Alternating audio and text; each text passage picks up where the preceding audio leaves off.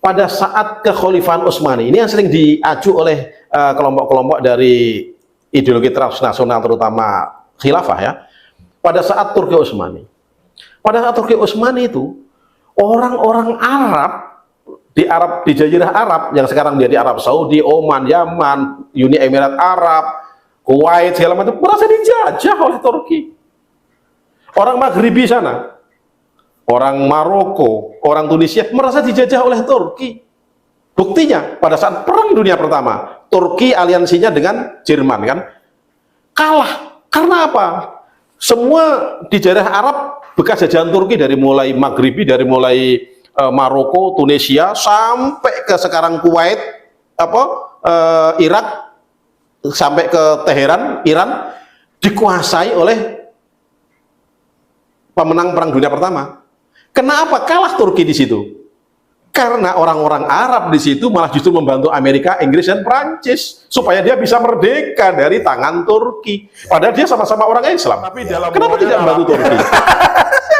Amerika di Taliban, battle-nya banyak menang. Battle di sini menang banyak. Tapi bawahnya kalah karena terakhir dia harus menyingkir kan. Dia menang pertempuran tapi kalah perang. Ya, Victoria-nya tetap didapat. Iya. Victoria kan itu dalam rangka war kan? Iya, dalam rangka war. Bukan, iya. Kalau menang pertempuran itu champion itu. Atau winner ya.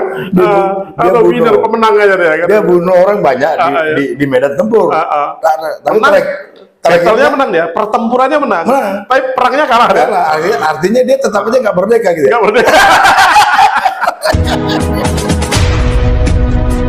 Teladan Nusantara. Yang memenangkan perang tidak hanya pertempuran, tentu diplomasi. Salah satunya pertempuran. Ya, salah satu pertempuran. Diplomasi, kemudian yang lain-lain. Ya. Contohnya untuk mempersiapkan Trikora, itu ada blessing and disguise bagi TNI loh. Ya. Pada saat operasi melawan AUREF itu adalah Angkatan Udara Revolusioner, yaitu Angkatan Udaranya Permesta, Perjuangan Semesta yang ada di Manado. Dibantu oleh Amerika. Ingat kan namanya pilotnya, namanya Alan Pope, namanya Alan Pope. Berhasil ditembak jatuh dia. Berhasil ditembak jatuh oleh AURI kita. Tertangkap dia. Mau dihukum mati kan? Udah keputusan hukum mati. Tapi karena lobby, akhirnya Bung Karno mau mengembalikan dia. Mengembalikan dia. Dengan catatan kita dapat Hercules. Sejak itulah kita dapat Hercules. Beberapa kali yang akhirnya Hercules bisa kita gunakan untuk operasi Trikora maupun operasi di Timor Leste dan Dwikora. Pada saat operasi Dwikora ada yang jatuh tuh Herculesnya itu. Pada saat pendaratan Jadi, mau menerjunkan pasukan di Kalimantan Barat. Kalau kita bisa sederhanakan, Mas Agus. Jadi kalau petinju itu dia mau bertinju. Dia nggak bisa dirinya saja. Nggak bisa, iya. Dia latihan hebat apa? Oh, nggak bisa. Orang banyak yang ada di belakangnya dia yang mempersiapkan dia. Mempersiapkan kesehatannya dia, makannya dia, bukan doping, susunya, latihan. Untuk orang latihan, tukang yang mempersiapkan tempat-tempat latihannya, alat-alat latihannya, mekaniknya. Itulah kira-kira kalau kita gambarannya. Belum nggak bisa tentara sendiri. Belum promotornya. Ya, udah siap dia, kuat. Kalau diplomasinya nggak bagus, ya nggak jadi. Nggak jadi. Percuma, nggak tanding-tanding ya kan? Nggak ada promotornya. Atau begitu dia naik ring, belum apa-apa udah dinyatakan nggak memenuhi syarat. Makanya itu begitu sama ini intermezzo. Jadi melihat peperangan dan mempersiapkan peperangan tidak sederhana. Nggak sesederhana itu. Ini segenap decision maker di negara manapun, seluruh komponen bangsa terlibat dalam kampanye militer. Persiapan kampanye militer itu perencanaannya semua komponen bangsa terlibat. Bayangkan dalam merebut Irian Barat dengan kampanye militer yang dinamakan Trikora Tri Komando Rakyat. Itu perencanaannya jauh dan melibatkan semua komponen, Kementerian Luar Negeri, Kementerian Perdagangan, Kementerian Dalam Negeri, semua kementerian terlibat untuk membeli alutsista. Emangnya misi Yani berhasil hanya Pak Yani sendiri? Tentu tidak dong. Misi Nasution, Pak Nasution berhasil, emangnya Pak Nasution sendiri? tentu di backing oleh diplomat-diplomat ulung kita kan. Jadi tentara bertempur, berperang dalam hal ini ya, tidak sendiri, nggak bisa sendiri. Harus semua terlibat seluruh komponen bangsa. Dan jangan juga mencurigai. Jadi TNI mempersiapkan segala kekuatan, sudah dicurigai, wah ini kelompok tertentu kan pasti, wah apalagi nih yang mau dibeli ini lagi. Kan nggak mungkin dijelaskan kepada orang umum. Apalagi masalah militer kan ada sesuatu hal yang harus dirahasiakan juga. Nggak bisa kita terbuka, bugil nggak bisa gitu. Karena strategi itu kan sesuatu yang disembunyikan lah, jangan sampai dipelajari oleh. Bahkan jumlah alutsista dalam rangka perbandingan daya tempur relatif negara lain kan tidak boleh tahu. Kita punya apa, kita punya ini dan apapun, karena itu akan bisa terlihat dari perbandingan daya tempur relatif. Mereka bisa menghitung, mengkalkulasi nanti. Kalkulasi tempurnya kan bisa. Dia bisa menggunakan tactical program itu. Dia bisa lihat, wah simulasi tempur lah kalau kita bilang. Wah kita mesti kalah nih, beli alat ini. Kita sudah menang. Nanti kita akan operasinya, misalkan operasi Trikora, kita operasi pendahuluan dengan pendaratan sukarelawan. Nanti kita akan melaksanakan operasi amfibi di Jayapura, di Biak, di Fak-Fak, di Merauke misalkan. Kemudian kita akan melaksanakan operasi darat gabungan di sini untuk merebut ini, merebut. Kita melaksanakan operasi Linut di sini, merebut pangkalan udara di Biak, pangkalan udara di Jayapura misalkan ya. Kemudian kita akan melaksanakan penyekatan laut kalau kita berhasil di sini. Itu kita siapkan semua, alatnya disiapkan untuk itu. Makanya kapal selam kita membeli 25. Dan gitu, itu nggak boleh. Walaupun belum berhasil datang 25, kalau nggak salah yang datang baru 12 itu. Sudah terjadi di meja perundingan. Kemudian pembom kita udah kita siapkan. Harus mampu membom menjangkau semuanya. Bahkan pembom kita, Tupolev 12 kalau nggak salah, TU-12 yang sekarang ada di Madiun dipasang itu mampu menjangkau kota tidak hanya Darwin, menjangkau kota di Australia di selatan itu di Perth kalau nggak salah itu. Mampu dia menjangkau ke sana. Bahkan kapal selam kita sudah mampu menjangkau sampai ke Australia Barat sebetulnya. Zaman itu ya? Iya, sampai akhirnya pelaut-pelaut kita itu ada nakal-nakalnya juga. Dia sengaja membuang sampah dari kapal selam. Sampah itu adalah sampah produk-produk Indonesia. Supaya kalau ditemukan tentara Australia nanti, udah ada kapal selam sampai di sini. Itu kan sampai sini. Itu boleh katakan sudah operasi intelijen itu, nakut-nakutin dia. Ya, istilahnya perang urat saraf. Urat saraf juga kan gitu. Makanya gara-gara itulah Tupolev TU-12 kita itu pesawat pembom kita, pembom strategis itu. Kemudian pesawat serang kita seperti pesawat di akhir Perang Dunia Kedua sudah dipakai itu sebetulnya, cocor merah itu kan. Nah itu kita juga mempunyai pesawat jet juga. Nah jadi persiapan mencari alutsista itu bertahun-tahun sebelum Trikora itu. Begitu Bung Karno mencantangkan Tri Komando Rakyat di Jogja, langsung perencanaan operasi militer, langsung perencanaan kampanye militer. Semua komponen bangsa terlibat, semua kementerian terlibat. Itulah yang disebut dengan rencana pembangunan kekuatan. Sesuai dengan Renban 4 kita kan, rencana pembangunan kekuatan kita. Oh, nggak punya ini. Saya akan merebut Jayapura misalkan.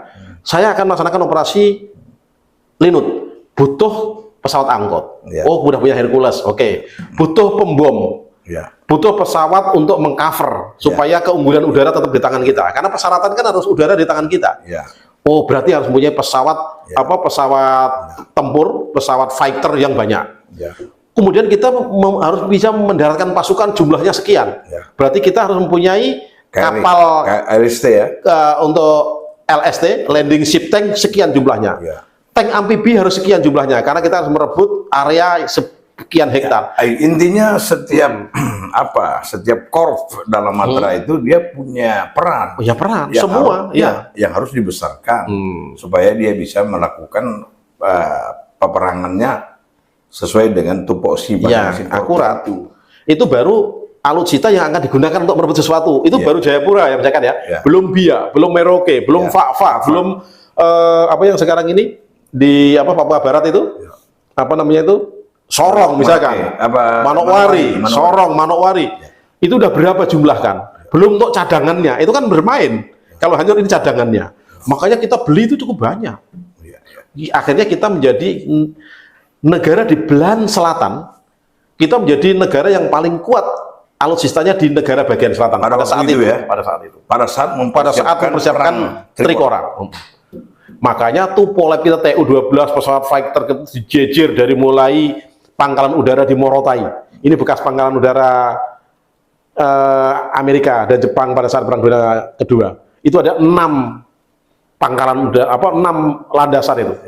Kemudian di Ambon, kemudian di Tual, kemudian di Maluku Barat Daya segala macam disiapkan. Itulah yang difoto oleh pesawat mata-mata Amerika. Mungkin jadi ini sengaja sudah total prepare. Ya, mungkin sudah siap. Akhirnya Amerika berpikir, wah ini bahaya ini. Kalau nggak dikasih tahu. Tapi sudah sempat terjun kan?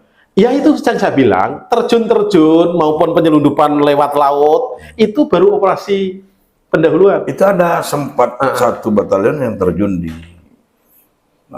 Papua Barat ya, Enaro Tali itu. Ya itu saya kan itu baru operasi gabungan, belum operasi yang sebenarnya. Itu baru operasi pendahuluan.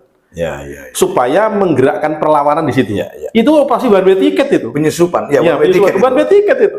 Kirim ke sana, kau diharapkan bisa bertempur di situ dan menggerakkan perlawanan masyarakat di situ.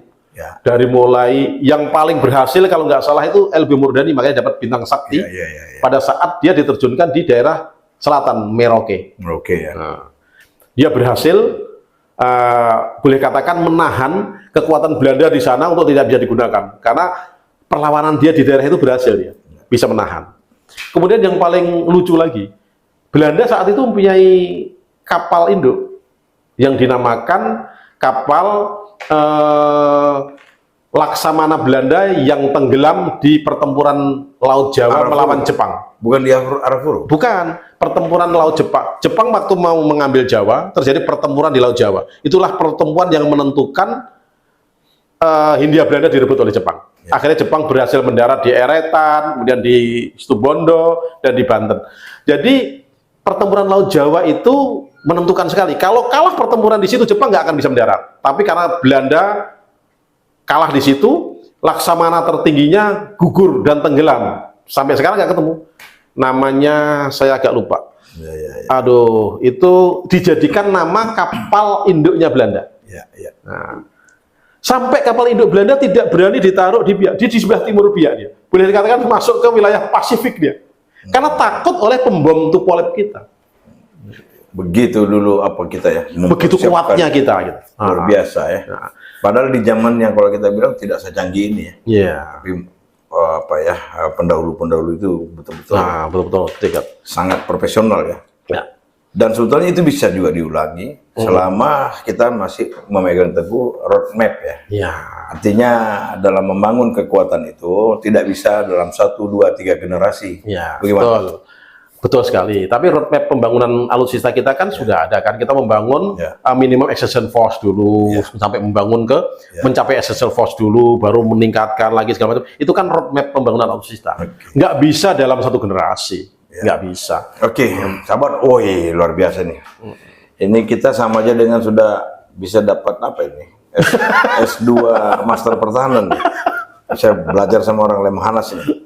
Yang terakhir ini. Cuma saya agak sedikit Laksamana apa lupa saya yang Belanda itu, yang gugur di Perang Laut Jawa itu. Laksamana. Coba nanti cari. Nanti kita referensi ini mungkin itu dinamakan kapal induknya itu dia.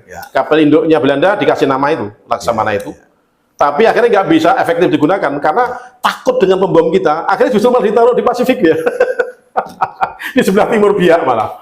Karena takut oleh pembom kita yang berpangkalan di Ambon, di Morotai maupun di Maluku Tenggara. Ini sekarang lagi latihan gabungan nih. Di Situbondo ini sekarang. Jadi itulah mungkin dalam rangka itu juga ya mempersiapkan kemampuan kampanye militer ya. Kemarin kan ditinjau oleh Menteri. Biasanya operasi amfibi itu di Situbondo. Situbondo kita lihat kemarin ramai itu di sana itu itulah memang latihan gabungan ini kan atau latihan kampanye militer kan dia tidak harus setiap tahun. Dalam jenjang latihan itu kan latihan puncak itu. Latihan puncak. Dan itu sebetulnya salah satu latihan dalam rangka mission accomplish ya, artinya perang dalam rangka misi juga. Ya. Mission accomplish dia artinya semua. Kalau mission accomplish itu kan misi terlaksana dengan baik lah. Ya, jadi semuanya harus tahu kalau perang di mana dan apa yang harus dia kerjakan. Ya, maksudnya melatih personil dan melatih alutsistanya juga. Ya. Karena dalam latihan itu yang dilatih tidak hanya personilnya. Ya. Kita juga boleh katakan melatih alutsistanya. Pendukungnya juga. Alutsista, ya pendukungnya juga. Ya. Alutsista ini dipakai menembak sekian jumlahnya, kena lumpur sekian, kena lumpur, bagaimana? Ya. Makanya ada tim untuk mengevaluasi kan. Ya. Sepatu yang dipakai dalam pelaksanaan latihan misalkan selama sekian minggu, kena lumpur, kena basah, tidak sempat disemir, tidak sempat kemudian mampu nggak kulit kita ini? Logistik. Logistiknya, makannya, minumnya. Itu harus dicoba semua. Ya harus dicoba semua. Jadi latihan itu tidak hanya melatih manusia saja. Ya. Cuma ini kan latihannya kan di situ Bondo. Kalau kita mengacu pada tujuan latihannya dia dalam rangka apa ya? Mission oriented training ya. Latihan dalam rangka satu misi.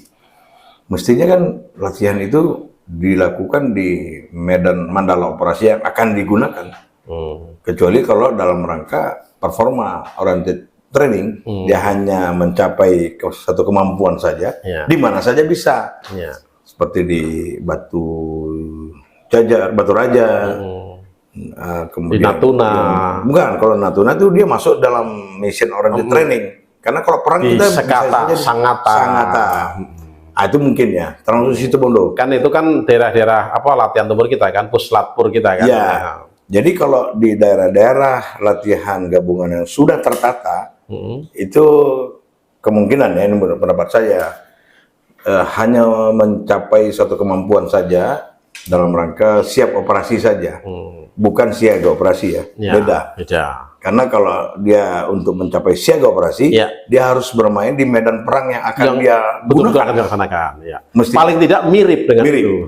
Seperti sebetulnya Argentina waktu mau perang Malvinas, mestinya dia sering latihan di Malvinas. Jadi ketika dia perang lawan Inggris, dia bisa menang. Tapi sekali lagi, kalau kita berkaca kepada perang Malvinas atau perang Falkland, banyak faktor yang menyebabkan Argentina kalah. Pertama, profesionalisme prajuritnya kalah dengan Inggris. Alutsistanya taruhlah imbang, intelijennya dia kalah. Karena bantuan Amerika, satelit itu paling menentukan. Karena akurat, Inggris itu melaksanakan sangat efektif dan efisien tentunya. Karena akurat dia. Menggerakkan kapal ke sini tepat karena memang sasarannya kapal-kapal Argentina di situ. Contohnya kayak tenggelamnya kapal Jenderal Belgrano, ya kan, yang diserang Inggris. Karena apa? Bocor iring-iringan kapal dari Argentina. Itu bocor oleh satelit. Akhirnya disampaikan pada Inggris. Akhirnya Inggris menyegatnya itu tepat. Akhirnya disitulah terjadi boleh katakan tenggelamnya kapal terbesar Argentina, kapal Jenderal Belgrano. Operasi penyekatan lah. Kalau dalam teori perang laut itu apa namanya? Ya, bukan. Kalau operasi penyekatan laut beda lagi. Beda ya. Ini operasi pertempuran laut ini. Pertempuran laut. Nah, karena Jenderal Belgrano itu tenggelamnya tidak hanya oleh rudal dari pesawat Inggris yang terkenal saat itu, pesawat yang bisa take off rendah itu namanya pesawat Sea Harrier. Tidak hanya di Harrier, tapi juga dari kapal selam, ditembak dari kapal selam juga. Wah, banyak sekali ilmunya Pak Agus ini, sahabat ya. Kita bisa kelenger juga ini menampung ilmu beliau ini. Dan itu karena satu kata saja, Lemhanas. Han-nya itu sebetulnya yang. Padahal Han itu bukan pertahanan, tapi ketahanan. Kalau Han dalam rangka pertahanan itu hanya bagian kecil dari Han dari ketahanan. Seperdelapan ya? Iya, seperdelapan karena ketahanan yang kita acu itu adalah 8 gatra. Sementara gatra terakhir, gatra ke-8 itu adalah gatra Hankam. Jadi kalau kita berbicara tentang ketahanan Hankam, itu hanya 1/8 dari ketahanan nasional. Karena ketahanan nasional itu dari mulai ketahanan geografi sampai ketahanan ketahanan nasional itu adalah satu kondisi dinamis, ya kan, yang apa namanya, yang artinya tidak boleh ada salah satu dari sendi-sendinya yang rusak. Kondisi dinamis suatu bangsa yang mampu mempunyai daya lentur menghadapi hakikat ancaman, gangguan, tantangan. Dan itu tidak boleh ada salah satu sendi itu yang rusak. Kuat pertahanan ekonominya jebol, ya nggak bisa. Dia hebat politiknya, hebat ekonomi, budaya, ideologinya jebol, nggak bisa. Ideologinya jebol, nggak bisa. Harus kuat. Sementara kontestasi ideologi sekarang ini kontestasi ideologi sedang marak, terutama di dunia medsos. Antara ideologi nasional kita Pancasila melawan ideologi transnasional kita. Baik ideologi transnasional yang berasal dari Barat seperti liberalisme, kapitalisme, maupun ideologi pan-islamisme, terutama ideologi fundamentalisme, ideologi khilafah. Ini saya cerita tentang masalah ideologi khilafah. Tentang ideologi khilafah misalkan sebetulnya khilafah itu apa ya? Khilafah itu kan artinya leadership, kepemimpinan. Khalifah itu pemimpin. Ideologi khilafah itu kan memimpikan semua kekuatan-kekuatan Islam, negara-negara yang mayoritas Islam, menjadi suatu entitas, suatu kekuatan, baik politik, ekonomi, sosial, maupun militer, menjadi sesuatu kekuatan yang dipimpin oleh seorang khalifah di dalam satu kekhalifahan. Itu menurut saya sesuatu yang utopis. Apa? Utopis. Apa itu? Utopia. Utopia itu suatu diksi atau kata yang diambilkan dari novel Utopia, yaitu sesuatu yang diangan-angan saja. Jadi hanya indah diangan-angan tapi tidak bisa dalam kenyataan. Contohnya, apakah pernah kekhilafahan itu? Yang agak mirip itu pada saat zaman Nabi saja dan zaman Khulafaur Rasyidin sudah masih bisa. Karena apa? Masih agak sempit itu. Begitu sudah era Muawiyah, era Abbasiyah apalagi, kekhalifahan Islam itu begitu banyak. Itu tidak dalam satu tangan khalifah. Contohnya di Andalusia, di Iberia sana yang sekarang Spanyol dan Portugis, itu ada kekhalifahan, keemiran di Andalusia yang merupakan keemiran yang asal muasalnya dari dinasti dari Muawiyah sebelum Abbasiyah.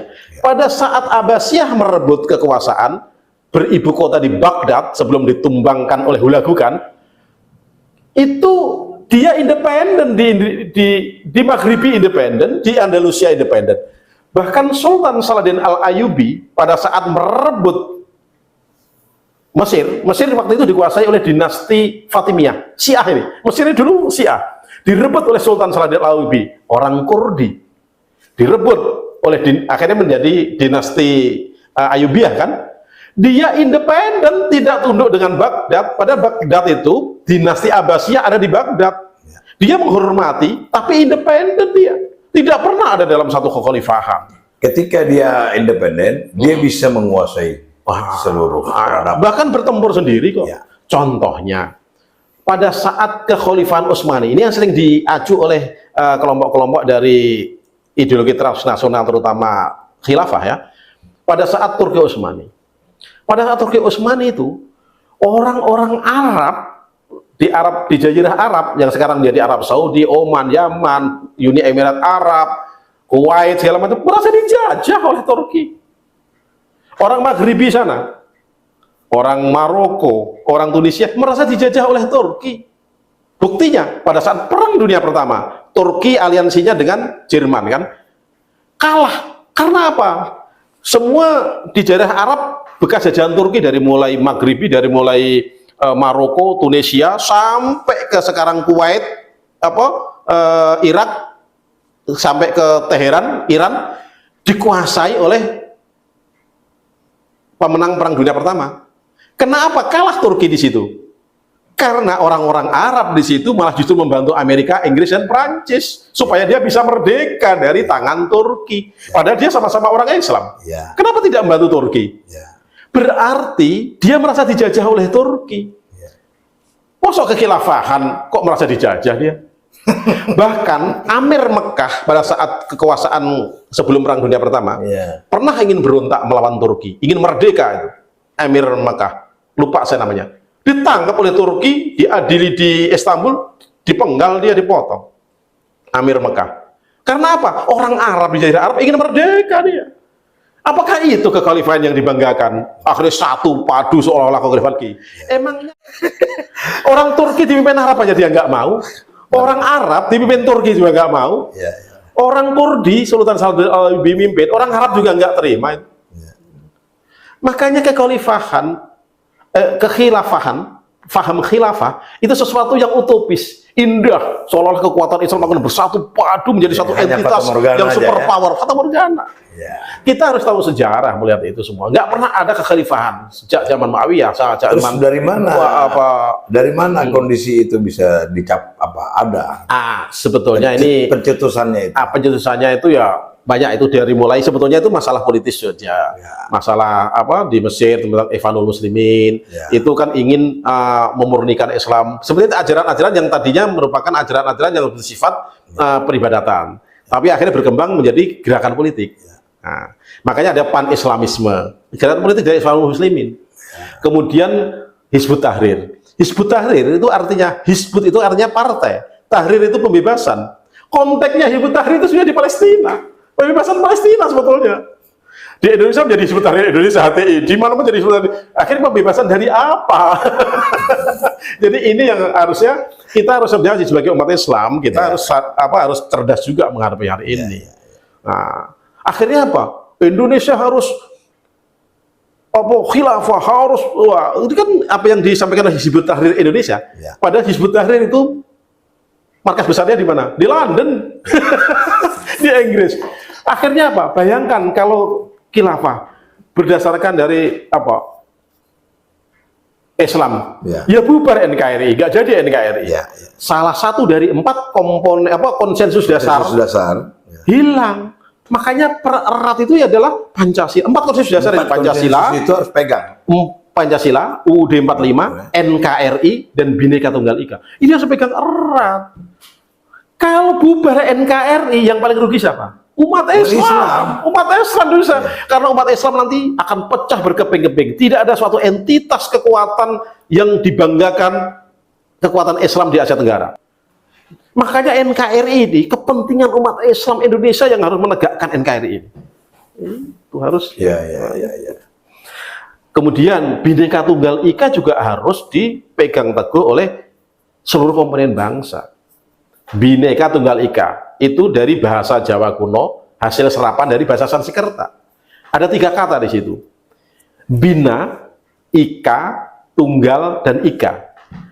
Bina itu bahasa Sanskerta yang artinya beraneka. Ika itu artinya itu. Bina, Ika, Tunggal satu, Ika itu. Jadi beraneka itu, tunggal itu, artinya gitu. Tapi ada disambiguasi antara bina dengan Ika. Kalau gabung dua vokal ini akhirnya menjadi bineka. Seolah-olah menjadi satu kata. Padahal itu terdiri dari 2 kata.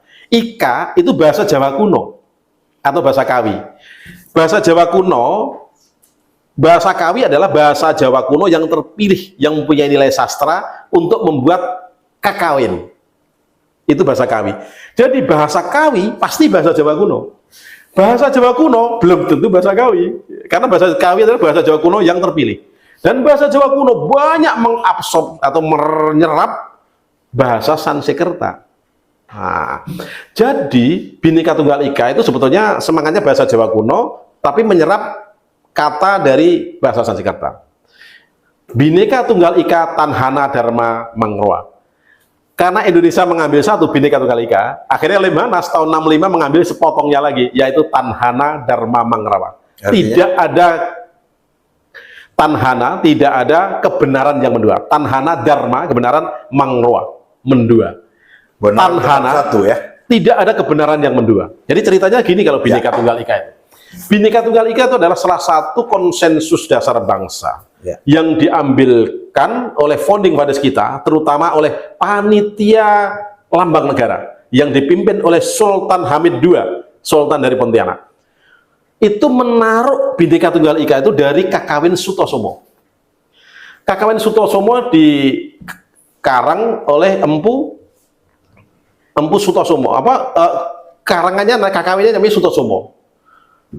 Itu aslinya sebetulnya adalah buku sejarah dari India. Aslinya buku itu adalah Purusada Santa. Dikarang oleh Empu Prapanca. Bukan Prapanca ya. Bhinneka Tunggal Ika itu diambilkan dari buku Sutosomo, dikarang oleh Empu Tantular. Kalau Prapanca itu Negara Kertagama atau Desa Warnana. Itu adalah kakawin yang menguak keberadaan Majapahit. Itu namanya Desa Warnana. Tapi oleh pengarang Belanda dikasih nama Negara Kertagama.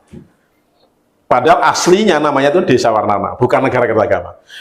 Empu Tantular ini mengarang kakawin yang dinamakan Sutosomo. Sutosomo itu nama seorang pangeran. Merupakan penjelmaan dari Buddha. Buddha yang utama, Sutosomo ini. Melawan Angkara Murka yang dari buta yang makan orang. Itu pengejawantahan dari atau representasi dari Hindu. Sebetulnya itu perbenturan antara Hindu dengan Buddha nih sebetulnya. Cuma Sutosomo itu yang ngarang kan Buddha. Maka yang jadi protagonisnya adalah Sutosomo, Buddha. Yang menjadi antagonisnya adalah pemakan manusia.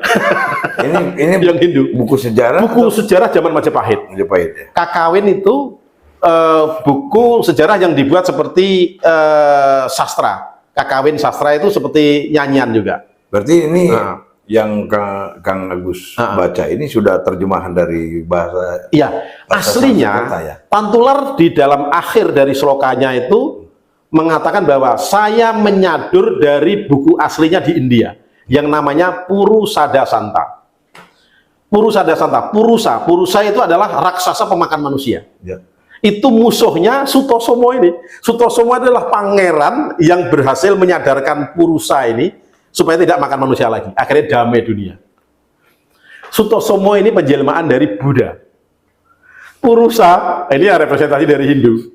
Karena dulu perbenturan dua agama ini antara Buddha dan Hindu itu terjadi di Nusantara, dan itu dimulai dari India juga.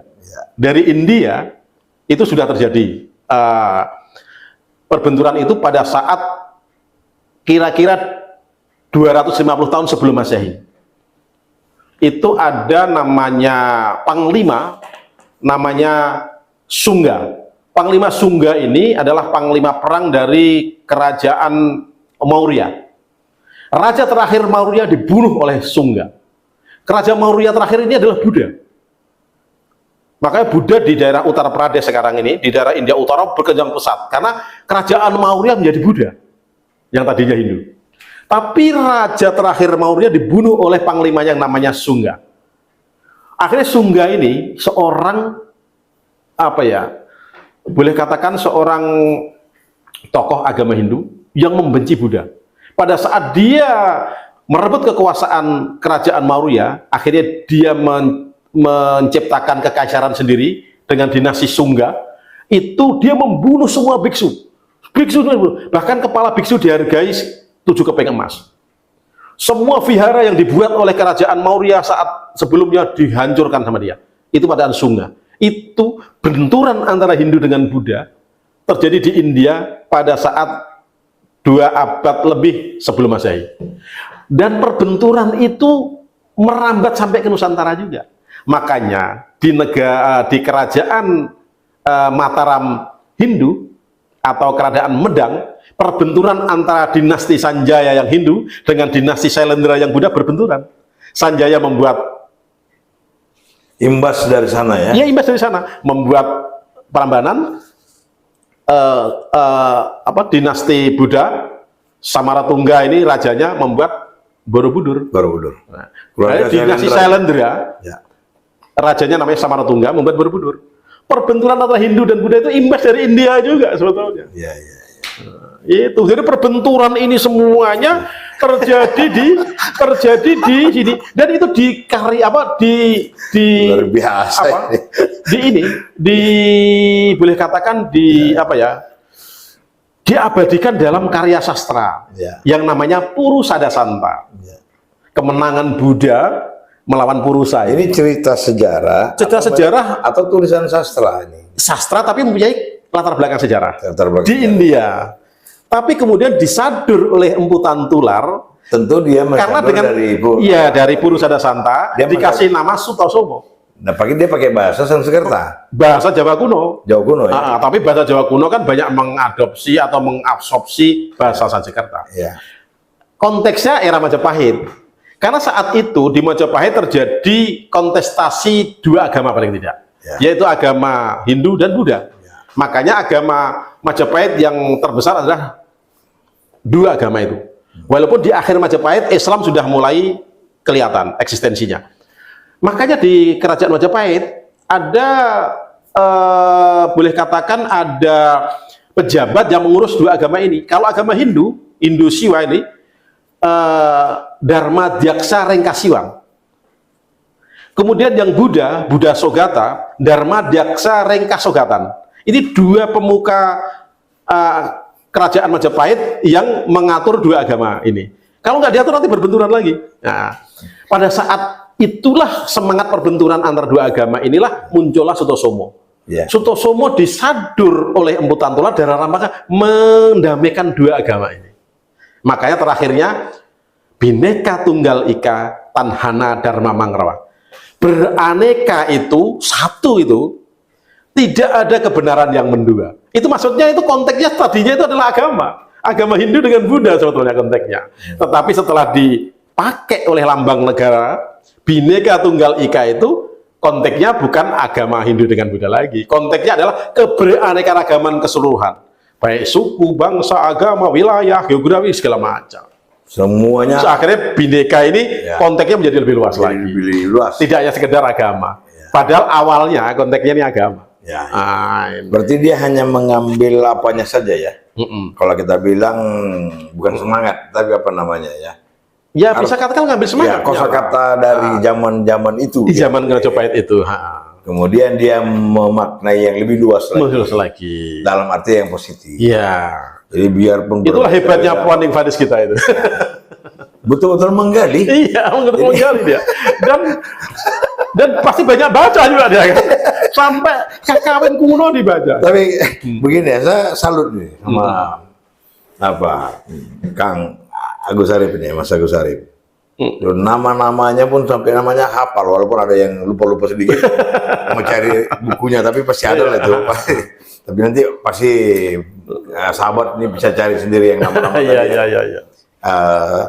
Tapi artinya apa ya? Itu semuanya karena membaca aja lah ya mungkin ya. Ya kita haruslah. Sekarang ini kan dimudahkan kita dengan literasi digital. Kita dimudahkan mencari informasi, kita dimudahkan dengan era digitalisasi ini. Era disrupsi teknologi informasi ini, kita dimudahkan kok kita. Terus apakah nggak ada biasnya itu? Tadi kan ambil dari Hindu ya, dari India ya. Ya, Purusada Santa, ke Sutosomo, pakai bahasa Jawa kuno.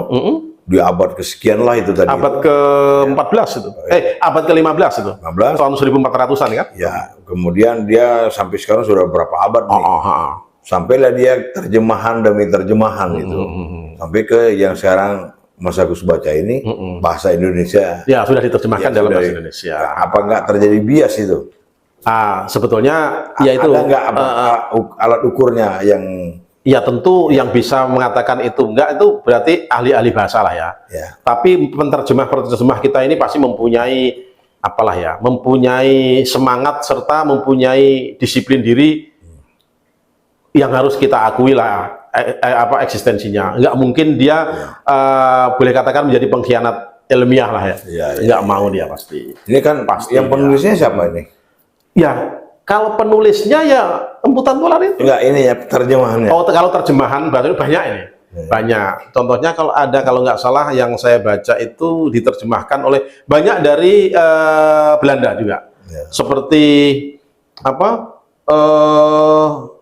Ini sama dengan yang menerjemahkan negara Kartagama juga.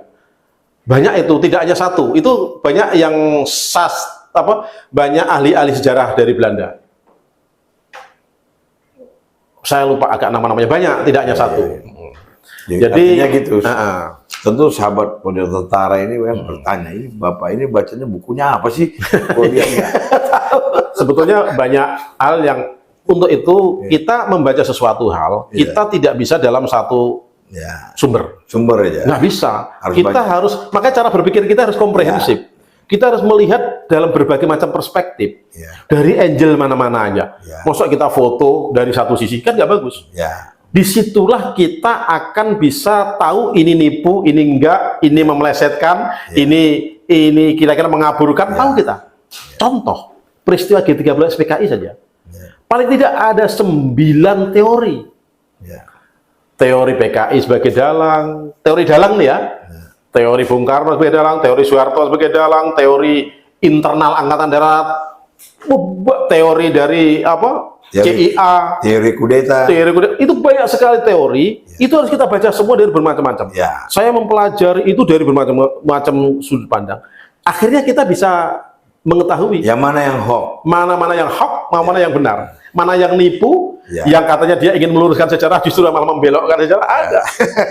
Karena kita cek, kita kan diajari untuk apa itu namanya, harus mengecek kepada mengecek pada sumber yang lain, ngecek sumber lain. Nah, harus cross check and recheck again. Kita ngecek dari cross check. Kalau bahasa Islamnya itu tabayun lah. Tabayun lah, kita harus tabayun. Artinya kita nggak bisa fanatik dengan yang sudah kita dapat ini. Begitu muncul yang lain kita sudah langsung tepis-tepis.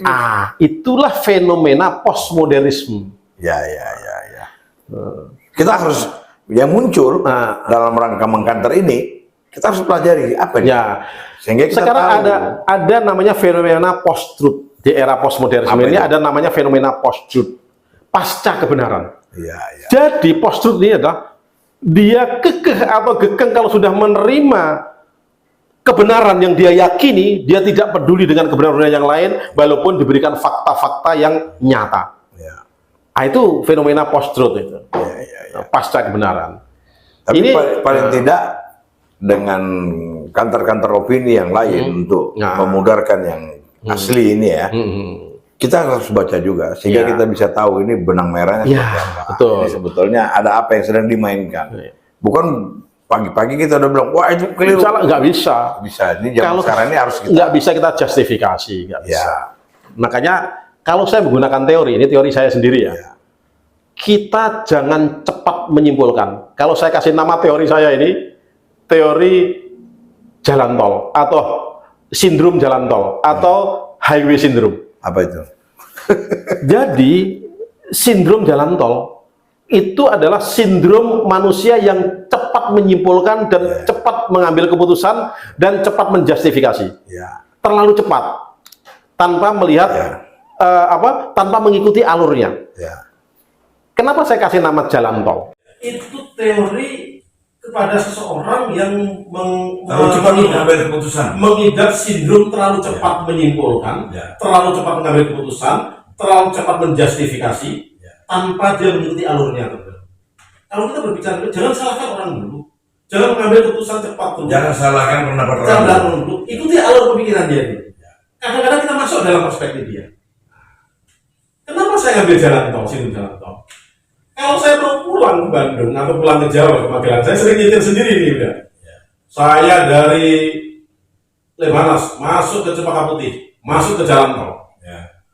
Kan sampai ke Cawang, itu ada jalan pertigaan. Yang satu ke Jagorawi lurus, yang ke kiri ke Cikampek. Ada tulisannya juga ke kiri Grogol. Loh, padahal Grogol kan di barat, di kanan kita. Loh, kok palanya ke kiri? Kalau orang cepat menjustifikasi, kalau orang cepat mengambil kesimpulan, dia langsung marahin. Salah ini, pengelola jalan tol salah ini, jasa marga salah ini ngasih panah. Mosok Grogol ke kiri, Grogol kan ke kanan kayak gitu. Jangan marah dulu, jangan menjustifikasi dulu, jangan ikuti alurnya dulu. Ikutin tol dulu. Begitu masuk ke kiri, ada pertigaan lagi ternyata. Yang lurus ke Cikampek, yang memutar ternyata ke Grogol. Oh ternyata betul Grogol di barat. itu saya namakan teori sindrom jalan tol. Itu bisa dilakukan juga.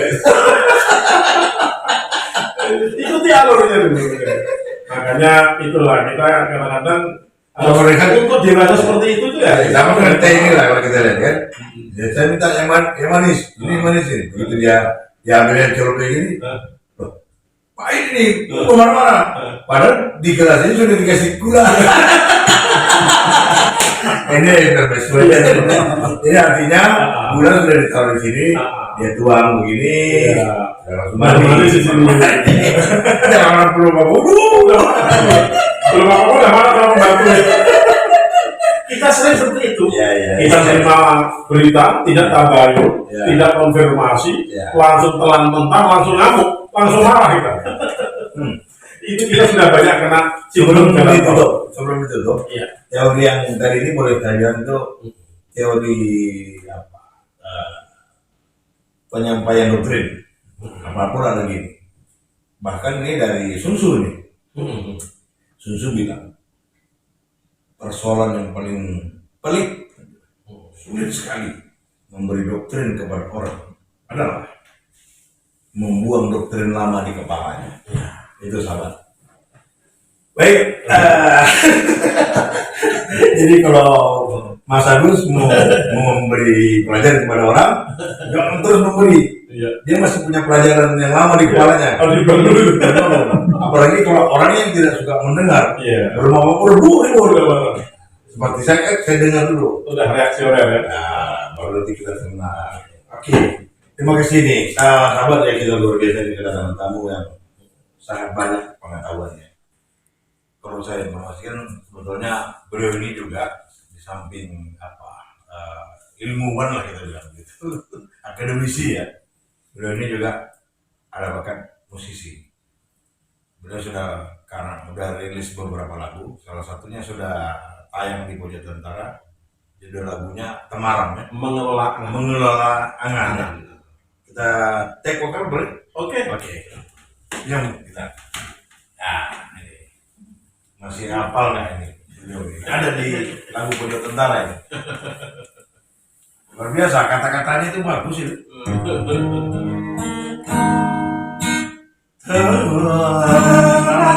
Ya, agak tinggi ya. Oke. 1, 2, 3.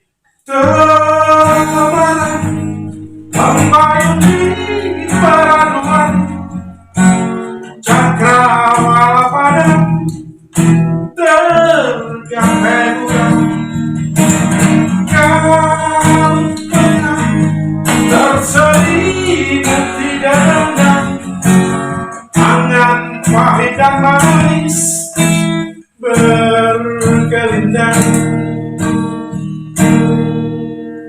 Kamu rasa angan dengan khayalan, aku asa mimpi dengan kenangan. Ku cari mentari untuk mencarakan, ku ikat ramuan untuk kesaduan. Biar kenangan hamba di sanubari, ku obati hati dari siksa ini.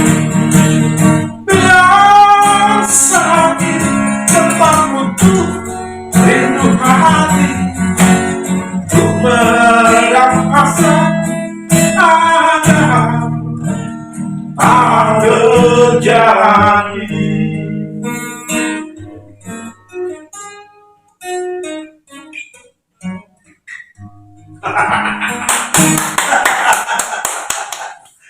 Luar biasa ya.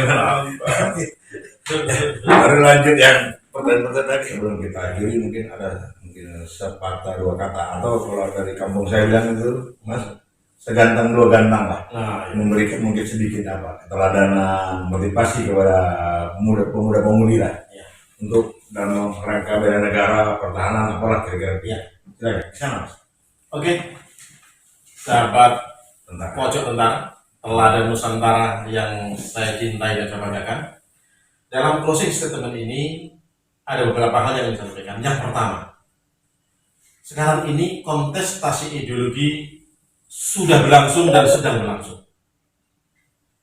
Ideologi bisa kita pilah, boleh katakan ideologi kanan dan kiri, liberalis, kapitalis, sosialis, komunis. Pancasila itu gabungan dari beberapa idenya, gabungan dari beberapa ideologi utama dunia.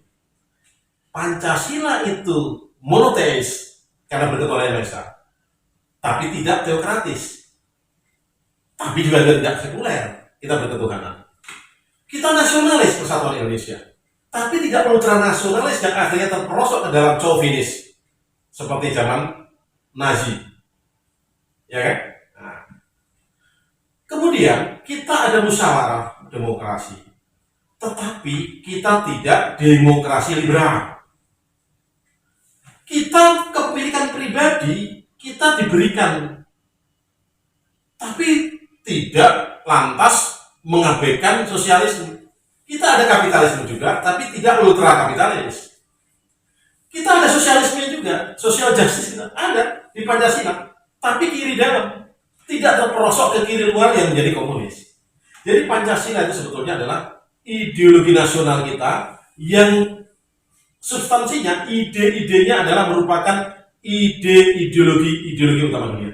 Untuk itu ketahanan ideologi harus kita pegang erat. Karena peradaban seluruh dunia. Iya. Peradaban seluruh dunia digabungkan dalam Pancasila. Itulah hebatnya founding fathers kita. Untuk itu pertahankan ideologi kita ini dan menangkan dalam kontestasi ideologi menghadapi ideologi transnasional. Itu yang pertama. Yang kedua, kita harus mengupdate diri kita. Kita harus selalu mengupdate dan mengaktualkan diri kita dengan cara belajar, membaca dan membaca. Kita sekarang di era disrupsi teknologi, di era digitalisasi, di era teknologi informasi ini, kita dimudahkan menyerap informasi. Manfaatkan ini sebaik-baiknya. Anda S3 kalau tidak mau belajar setahun, turun jadi S2. S2 setahun nggak mau belajar, turun jadi S1. S1 nggak mau belajar, turun jadi anak SMA kalian. Walaupun kamu mempunyai ijazah S3, doktor. Untuk itu aktualisasikan diri Anda seterusnya. Dan yang paling terakhir, aktualisasikan dirimu selalu, update nasionalisme Anda, update keindonesiaanmu terus menerus. Karena mengupdate keindonesiaanmu tanpa harus menghilangkan kebataanmu, menghilangkan kejawaanmu, keacehanmu, kepapuaanmu, kebugisanmu, kebalianmu. Update-lah keindonesiaanmu terus menerus tanpa kehilangan jati diri. Ini yang ingin saya sampaikan kepada generasi penerus bangsa di teladan Nusantara. Terima kasih. Wih, luar sekali ya, luar biasa. Begitu ya, sahabat Wajah Tentara, teladan Nusantara. Demikian saya tidak bisa menyimpulkan karena semua sudah lengkap disampaikan oleh beliau Mayor Jenderal TNI Agus Harip Padilla. Intinya cuma satu, update terus pengetahuan kita, kemampuan kita melalui membaca. Kita bisa lihat bagaimana orang yang rajin membaca memiliki pengetahuan, dan orang yang memiliki pengetahuan dia tidak bisa dibohongi, nggak bisa temakan. Wah, semoga pojok yang sempit ini, pojok tentara teladan Nusantara, bisa memberikan sebuah keteladanan. Terima kasih Mas. Sama-sama. Selamat jalan ya. Radar. Ada. Sekali lagi, pojok tentara teladan Nusantara. Pojok tentara Teladan Nusantara. Teladan Nusantara.